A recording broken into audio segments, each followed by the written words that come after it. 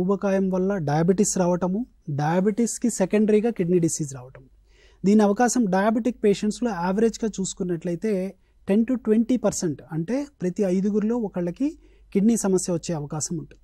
వెరాస్ కేవలం ఊబకాయం అంటే డయాబెటీస్ లేకుండా, షుగర్ వ్యాధి లేకుండా కూడా ఊబకాయం వల్ల హైపర్ టెన్షన్ కానీ లేదా సింపుల్ ఒబేసిటీ వల్ల కానీ గ్లోమెరులార్ అంటే కిడ్నీ ఫిల్టర్స్కి సంబంధించిన డిసీజెస్ రావచ్చు.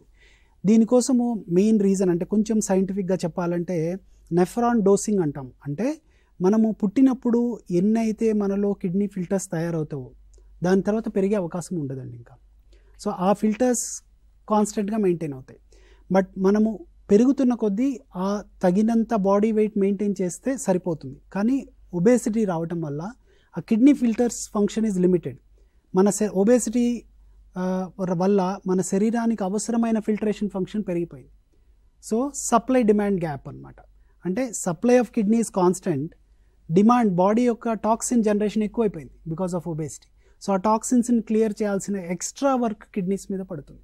దానివల్ల కిడ్నీ ఫిల్టరేషన్ ఫంక్షన్ స్లోగా డౌన్ అయ్యి వాళ్ళకి క్రానిక్ కిడ్నీ డిసీజ్ వచ్చే అవకాశం ఉంటుంది.